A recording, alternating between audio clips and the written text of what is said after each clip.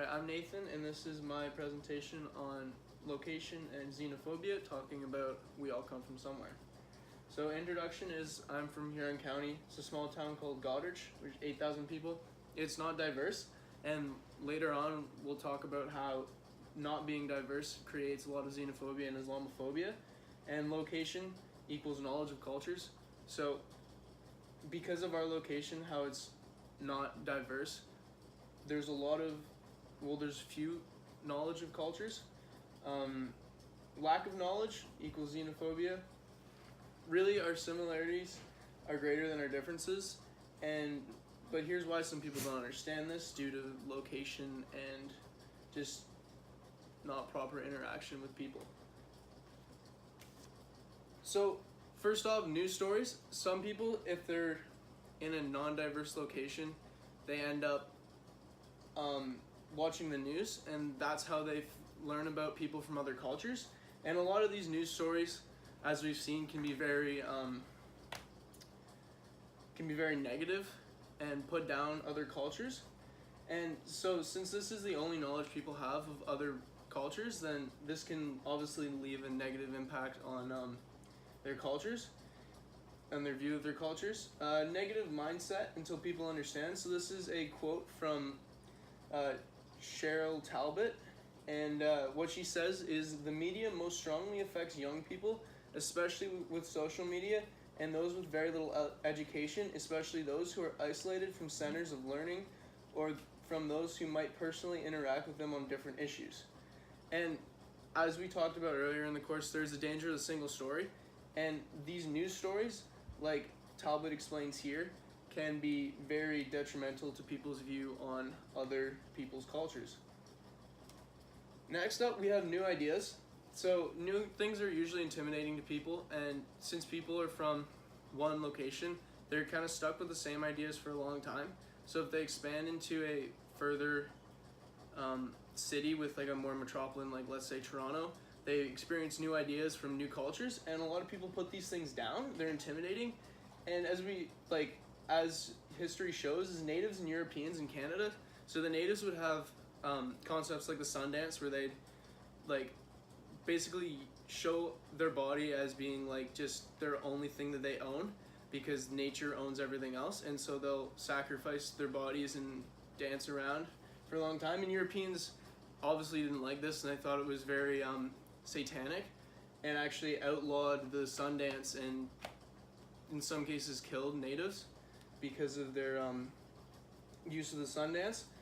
And there's never hugs and kisses when you meet someone new. Like if you see someone on the street in Toronto, you basically don't make eye contact, and this might be fear of new ideas and new people. And this can also be, there's been talk that it's an evolutionary problem, where possibly because what we've been faced with so long over like evolution, that if it works, then why change it? And if there's cultural differences, then why change what you believe in just to support someone else? And cities are usually more open to new people, and since I can see this in a small town, if you're from a small town, a lot of people will, maybe there's a family that moved there 5 years ago, they're still the new family in town, just because the city is so small. Next, we have similarities and differences. So we perceive our home as, so next we have similarities and differences. We perceive our home area as normal. So what we grow up in is basically what we perceive as normal, and if you're from a Muslim area, you're most likely going to be Muslim. If you're from an Indian neighborhood in Toronto, you're most likely going to be Hindu or Buddhist. And where we grow up is what we believe is normal. So our physical features may be different, but we have many similarities, and just because we look different or we dress differently doesn't mean that we're different from one another, because just like anybody else, we all have a family, we all need food and water, we all have basically the same ideas, and each society is different but same in reality. And this can be shown in the golden rule in religion. So you just flip to the next slide. These are the golden rules of all the different religions. So they all have basically, they all basically say the same thing: treat others as how you want to be treated. and this is an example of how how we all come from somewhere, and our similarities are very similar, and we're not that much different. And until we become cultured, we're only able to focus on the differences of others.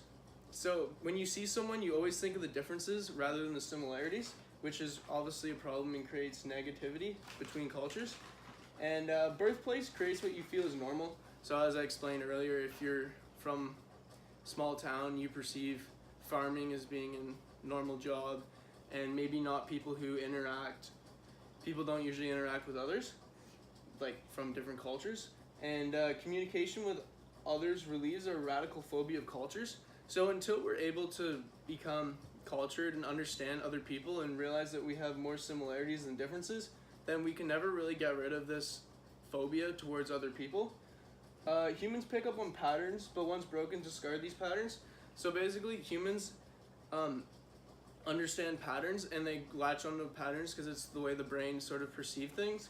And if you pick up on patterns, like let's say in the news where it's Muslims, terrorists, another Muslim terrorist, Jews doing something with money, Jews and Palestinians fighting over the Holy Land, and there's all this fighting and stuff, then we see this is how we perceive those people, and we connect patterns between cultures. And if a lot of the news stories are all negative, then we can't break these patterns. But once we start to interact with people and see that we're very similar, then these patterns are broken. And next we have references, and that concludes my presentation.